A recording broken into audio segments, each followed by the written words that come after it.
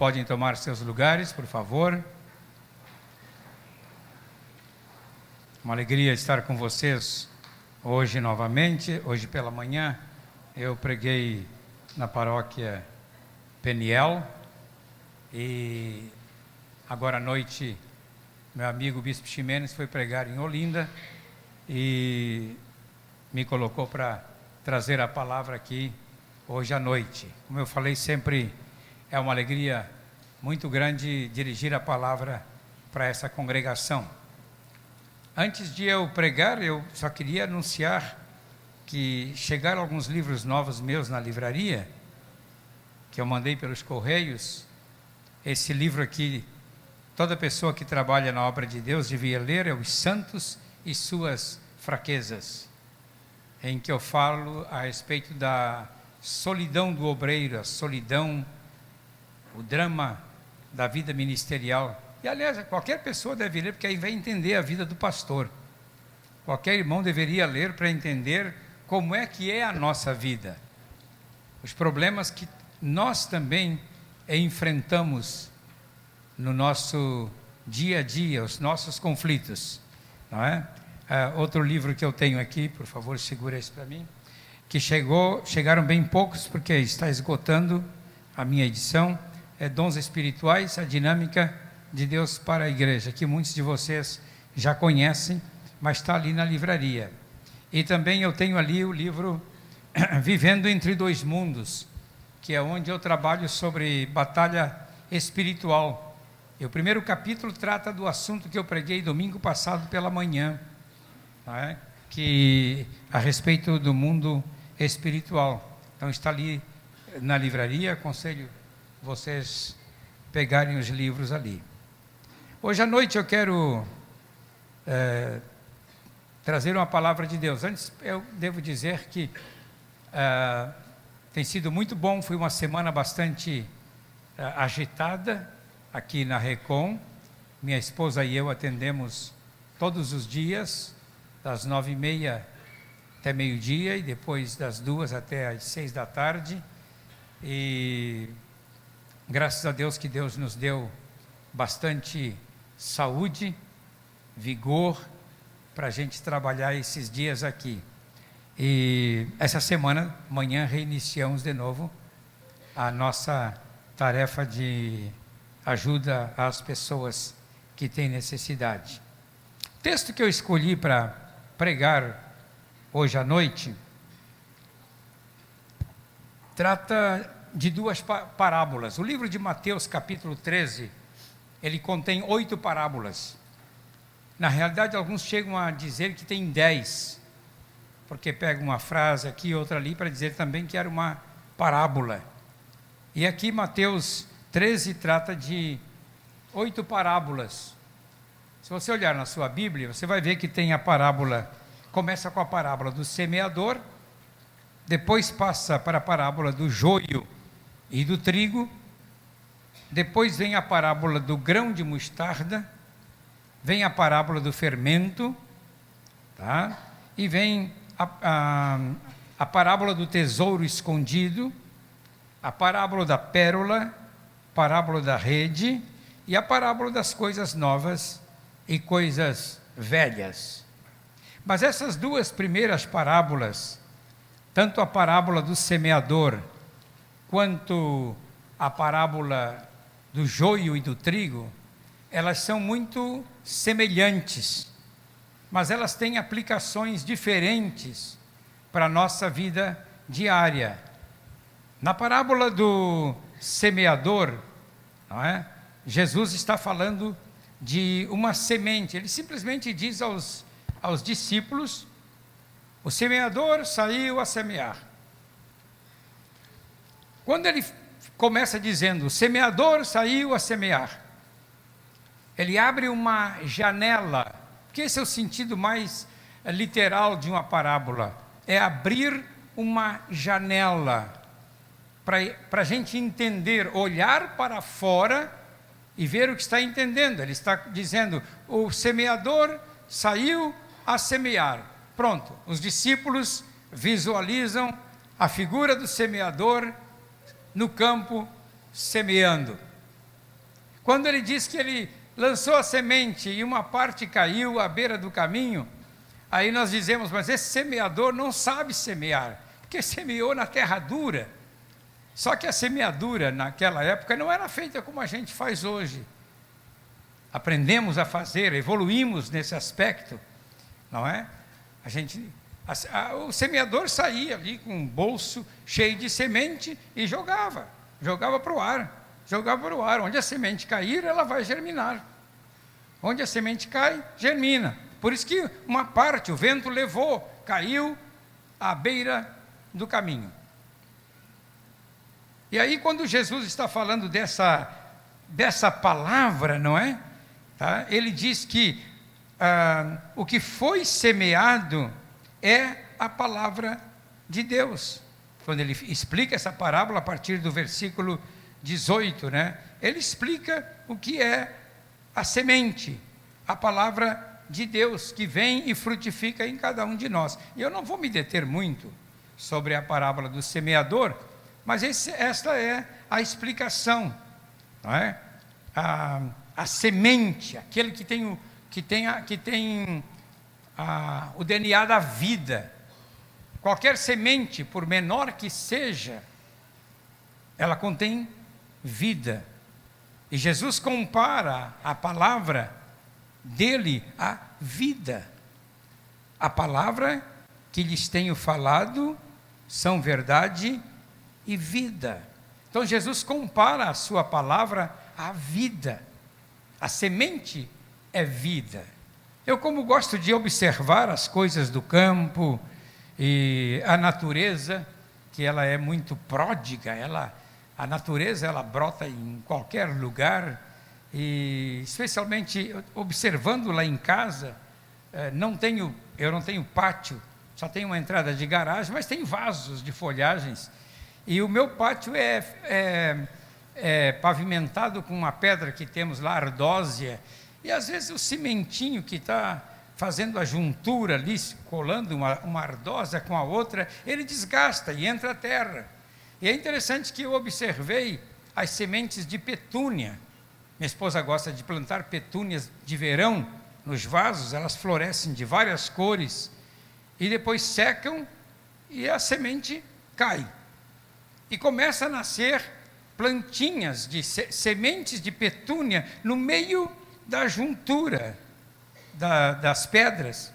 E esses dias eu fiquei surpreso que começou a nascer salsinha, porque tínhamos uma plantinha de salsa que deixamos crescer, criou um espigão, deu semente, pronto. Semente estava em todo lugar onde eu tinha uma frestinha, até na calçada do lado de fora, estava nascendo salsinha. Não é? Então colhemos salsa assim em todo lugar, ela vai se reproduzindo. Por quê? Eu não vejo a semente, mas a semente está ali, ela foi lançada, e onde ela nasce, ela produz. Claro que as sementinhas que nascem no meio, entre as pedras, naquele pedacinho de cimento que desgastou e entrou terra, não vai encontrar raiz. Por isso que Jesus fala a respeito da aplicação da semente, que cai em muitos corações, e ele dá essa explicação de forma muito clara, não é? Que aquele que foi semeado à beira do caminho, não é? O diabo vem e arrebata, o diabo vem e pega, mas ele explica depois que tem outro tipo, não é?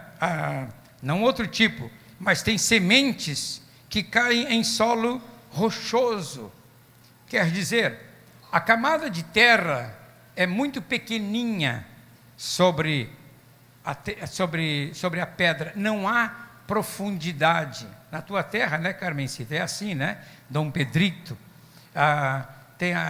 aquela terra a gente não consegue plantar muito no verão, porque o sol esquenta, passa pela terra, esquenta a rocha, e ali tem 10, 20 centímetros de terra arável apenas. Então, a planta ali não tem raiz para crescer, e ela seca. E é o que Jesus explica aqui, a respeito desse assunto, que a pessoa ouve a palavra, recebe com alegria, mas não tem raiz. Por isso que quando chega a angústia ou a perseguição por causa da palavra, logo se escandaliza. E ele explica a outra parte, que é que caiu entre os espinhos, e por fim uma parte da semente caiu em terra fértil. E eu não vou me deter nisso, mas interessante que sempre nas Escrituras a palavra, ela é o Logos de Deus. Em João 1:1 diz porque o verbo estava com Deus e o verbo era Deus. Ele estava no princípio com Deus, todas as coisas foram feitas por Ele, e sem Ele nada do que foi feito se fez. E aí depois o João começa a dizer, e o verbo se fez carne, João 1,14, e habitou entre nós, e vimos a sua glória, cheio de graça e verdade. Glória como do unigênito do Pai. Então aí o verbo se torna carne. Veja bem, Jesus começa aqui, ou João começa aqui, a confundir os filósofos gregos da época. Porque já desde Platão ele falava no Logos, o Logos, o Logos, o Logos. Todos os filósofos falavam do Logos, o Logos, o Logos, mas ninguém falou do Logos virar carne, do Logos virar uma pessoa. Então a palavra se materializou. A palavra que era o Logos se materializou, criou vida em forma humana.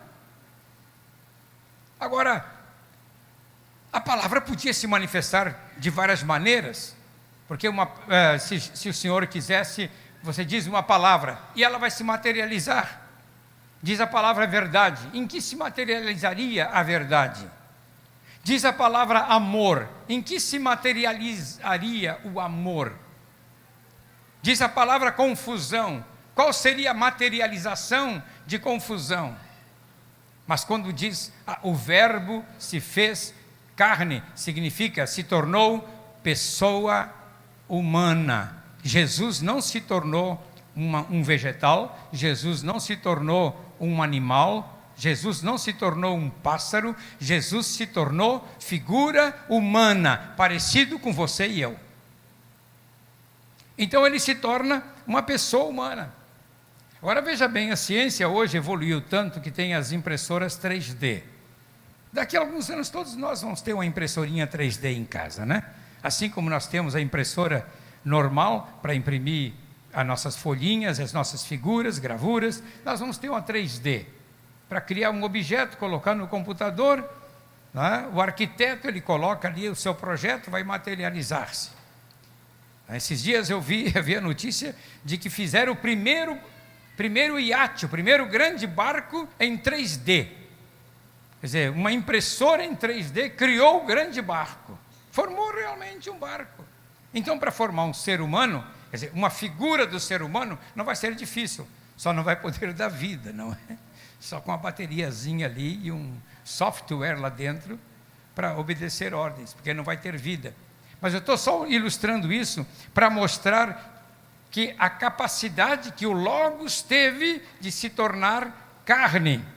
E é isso que ele fala no primeiro texto aqui da parábola do semeador. Quer dizer, na parábola do semeador, a semente é a palavra de Deus.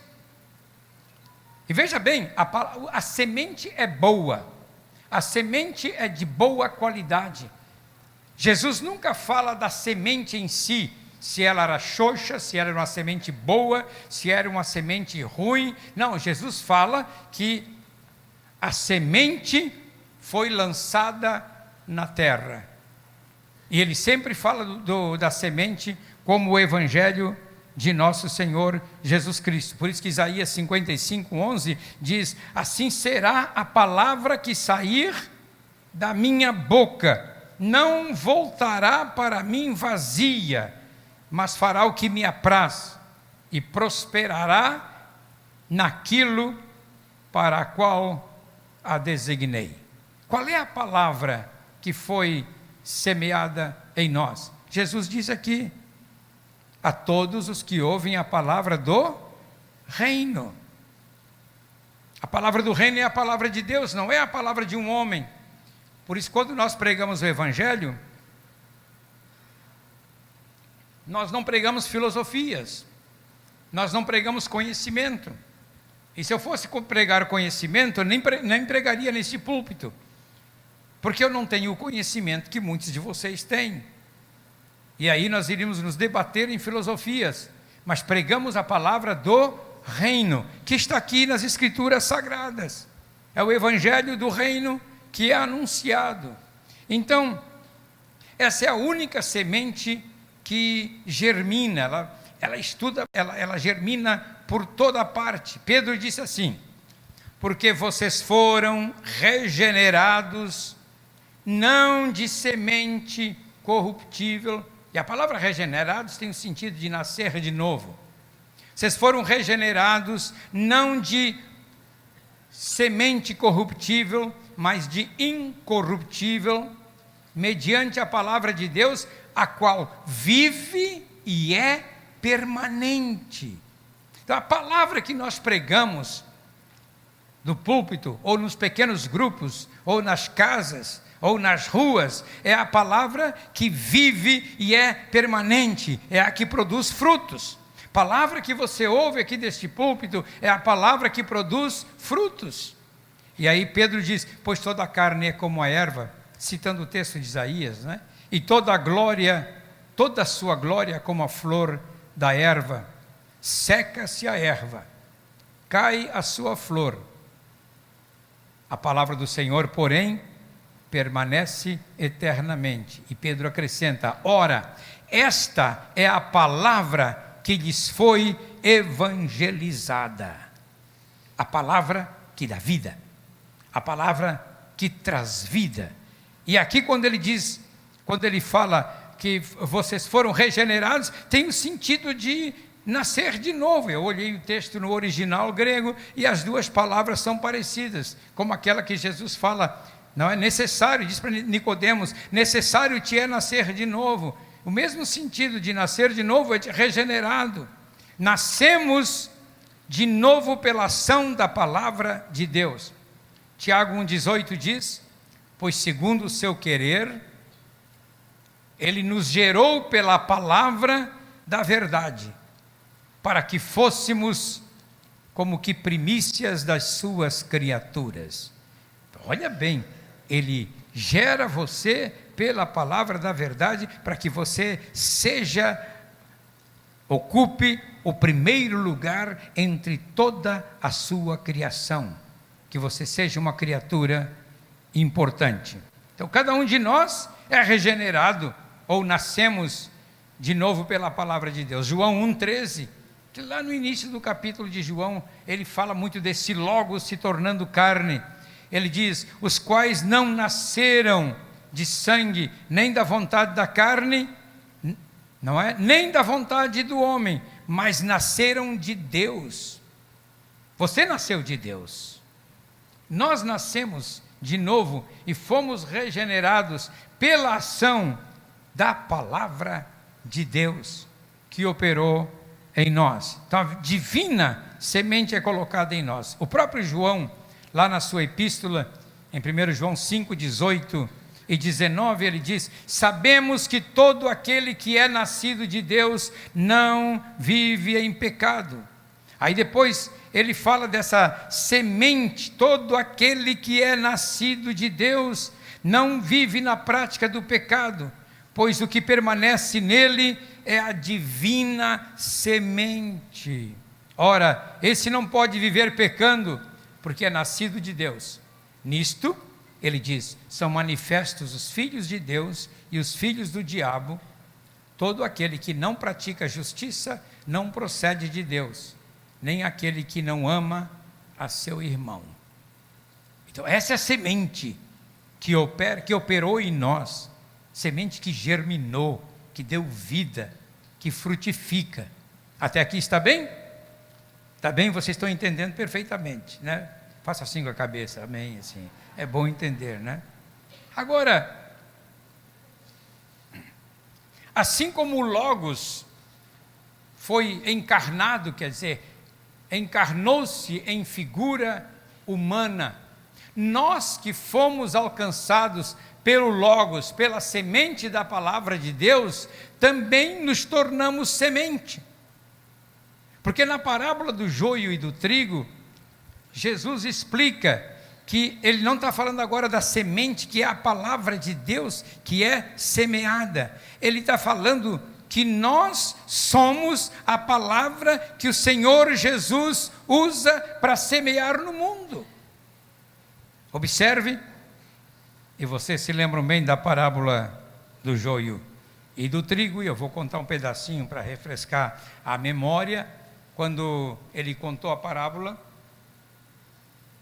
de um homem que plantou, vou usar uma expressão assim nossa, né? Plantou uma roça de trigo, né? Ele fez uma plantação de trigo, e eu gosto muito do texto da palavra que diz assim, no versículo 24, o reino dos céus é semelhante a um homem que semeou boa semente no seu campo, semente escolhida, semente que germina.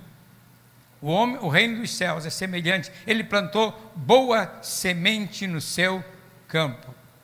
No entanto, os seus trabalhadores um dia foram lá olhar como é que estava a plantação e descobriram que havia uma outra planta no meio, parecida com trigo, mas não é trigo. É muito parecida. Era o joio. O joio é uma espécie de um trigo de baixíssima qualidade. Ele dá um pendão como o trigo, não é parecido com o sorgo, né? O sorgo é diferente, mas ele é parecido com o trigo, ele tem as características do trigo, mas não é trigo. Não presta. E aí ele disse, Senhor, o que aconteceu? Não semeaste boa semente no teu campo? Como é que surgiu agora o joio no meio?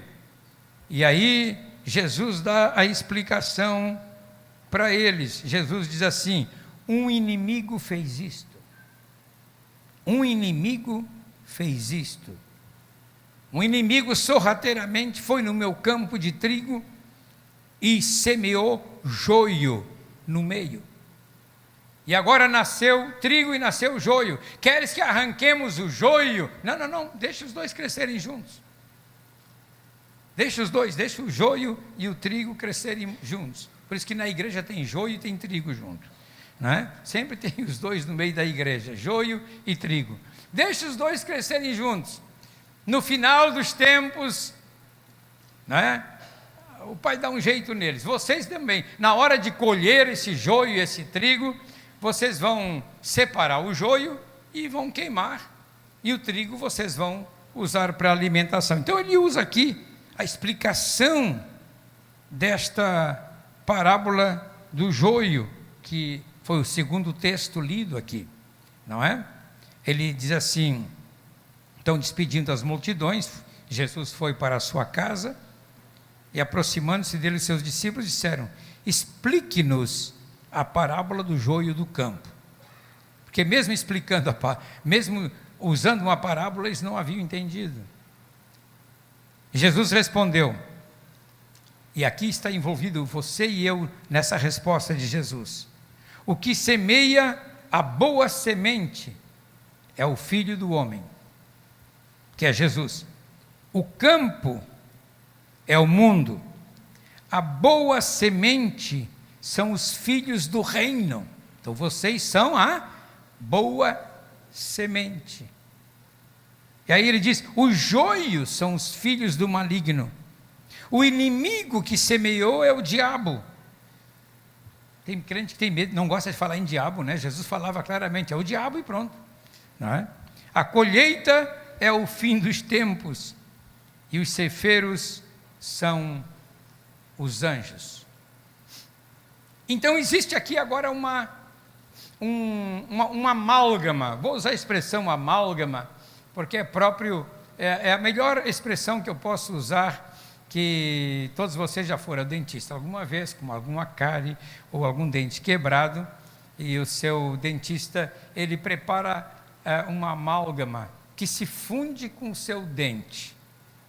Não é verdade? Se funde. Olha ali, é aquele amálgama, está perfeito. Meu neto, quando tinha 11 anos, quebrou 2 dentinhos da frente e não dava mais para colar, né? E aí levei ao dentista e colou ali. Colou, fez um dentezinho postiço e colou, os dois se fundiram, e agora, depois que ele ficou adolescente, cresceu junto. Não é? Cresceram os dois, cresceu, porque se tornou um só. E o que Jesus está querendo dizer também é que agora, antes, a palavra de Deus, o Logos, nos atingiu, mas de alguma maneira essa semente frutificou em nós e essa semente se corporificou em nossas vidas. Houve uma mudança na natureza. Agora você é diferente, porque a Bíblia diz: aquele que está em Cristo é o quê?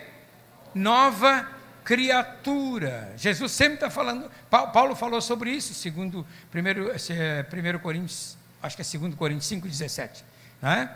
Sobre nova criatura, as coisas velhas passaram, eis que tudo se fez novo. Então agora, ele diz assim: a boa semente são os filhos do reino. Mudou. Ao mesmo tempo que você sai a semear a palavra de Deus, você é a palavra de Deus corporificada.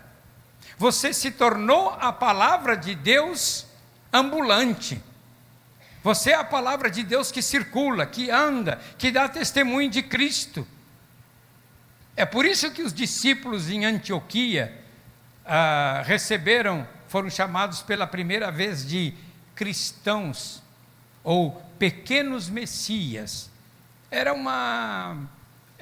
digamos assim, uma zombaria que eles estavam fazendo, porque eles eram chamados de discípulos e passaram a ser chamados de cristos, pequenos cristos, cristãos, que quer dizer os pequenos cristos, porque eles agora representavam Cristo em tudo o que eles faziam. Eles agora foram alcançados pela palavra de Deus e se tornaram carne. Se tornaram agora a própria palavra corporificada. Então, veja bem quando ele diz assim: os joios são os filhos do maligno. Então, muitas vezes no meio do rebanho, as pessoas às vezes não conseguem entender: mas pastor João, como é que o cara pode ser crente tantos anos e ter uma vida assim? Eu disse: eu não posso dizer nada. No fim dos tempos, o Senhor é que irá julgar. O Senhor é que vai dizer quem é quem. Trate você de viver uma vida de acordo com a palavra de Deus. Você está entendendo? Ele nos lança no mundo como sementes que devem germinar. Quer dizer, nós agora, meus amados irmãos, semeamos, mas também somos semente. Você se tornou a semente de Deus aqui na terra. Deus conta com cada um de nós para trazer o reino dele à terra. Nós somos a semente ambulante. Somos a semente que não precisa falar muito, não precisa dizer muito. Até esses dias eu estava lendo uma pequena paródia. Tem um humorista na televisão que ele faz um humor muito bom, e esses dias ele estava até na Band, num programa pela manhã. Minha esposa estava assistindo, eu passei por ali a assistir um pedacinho, porque eu gosto daquele humorista, né? Ele imita algumas coisas dos crentes, das igrejas e tal, não é? E eu já tinha ouvido essa anedota, não é? E eu convido a pessoa para vir na igreja, ela diz: eu estou lendo um livro, eu não posso ir. Tá, mas quando terminar de ler o livro você vai, né? Tá, não, eu vou. Aí passa um mês, vamos de novo no culto, meu amigo, vamos lá ouvir a palavra de Deus. Não, estou lendo um livro. Mas você nunca termina de ler esse livro? Não, estou lendo ainda. E aí, quando chega depois de 3 meses, se vamos na igreja? Vamos. Agora eu terminei de ler o livro. E o livro que ele estava lendo era a pessoa. Está vendo a vida daquela pessoa para ver se aquela pessoa realmente é uma pessoa de Deus. E eu assisti isso plenamente com uma pessoa que vinha a uma igreja onde eu dou aula em Porto Alegre, na Zona Sul, Igreja Luz para os Povos. Dou aula lá às quartas-feiras de noite, num curso teológico. E ele estava sempre por perto, mas nunca se converteu. Ele dizia que era ateu. Gostava muito das minhas pregações, mas era ateu. A esposa vinha nas reuniões, mas ele se dizia ateu. E aí ele usou essa expressão para falar com o bispo, o pastor dele. Disse: não, estou lendo um livro. E, na realidade, o livro que ele estava lendo era a vida do bispo. E depois ele se converteu. Né? Se converteu. Porque, primeiro, foi ver se a semente era verdadeira. Tem muita gente que não vem para o Evangelho de Jesus Cristo por causa de algum joio no meio do rebanho. Jesus diz: ai daquele por quem vem o escândalo. Então tem muitas pessoas que não vêm por causa disso. Eu estava caminhando ao redor da praça que fica no meu bairro, na minha esquina da minha casa, e eu sempre faço amizade, a minha vizinhança toda sabe que eu sou pastor, mas logo que eu me mudei para lá ninguém sabia, então eu estava caminhando ao lado de um homem que era advogado. E eu perguntei para ele, era o Antônio, sempre caminha com a camisa do Grêmio, chega a estar desbotada aquela camisa, mas só com a camisa do Grêmio, caminha com a camisa do Grêmio. E aí eu perguntei: ô Antônio, o que você faz? Ele perguntou para mim: o que o senhor faz? Sou pastor. Pronto. Fui dizer que era pastor. Aí o homem queria se afastar de mim. Ele disse assim: eu ouço cada coisa dos pastores, né? Tem pastores que são pedófilos, tem pastores que roubam dinheiro da igreja, não sei o quê. Eu disse: você faz o quê, Antônio? Ele disse: eu sou advogado. Eu disse: eu sou tão decepcionado com os advogados. Eu falei que tem uns advogados que roubam da gente. Ah, mas eu não sou assim. Eu não sou assim. Ele disse, né? Mas nos tornamos amigos. Nos tornamos amigos.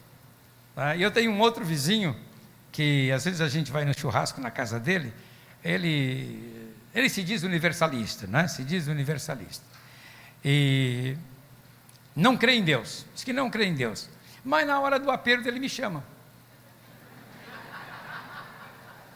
Esses tempos estava dando uns apagões nele, ele não sabia o que era, que ele estava dirigindo e apagava o cérebro, e se acordava, o carro está saindo da estrada, ou estava num semáforo, e ali se apagava, e todo mundo buzinando atrás. Quando ele caiu em si, o semáforo já está aberto há muito tempo. Aí ele falou comigo, fez todos os exames, tudo. Pois é, pastor João, ele não crê em Deus. Você podia orar por mim, não é? Posso sim, posso orar por você. E aí a nora dele no Canadá estava tendo um neném, e ele foi com a esposa para lá, e me liga de lá, passa um WhatsApp: pastor, ora por nós aqui. Mas não quer se converter. Não sei se ele está lendo o livro. Pode ser.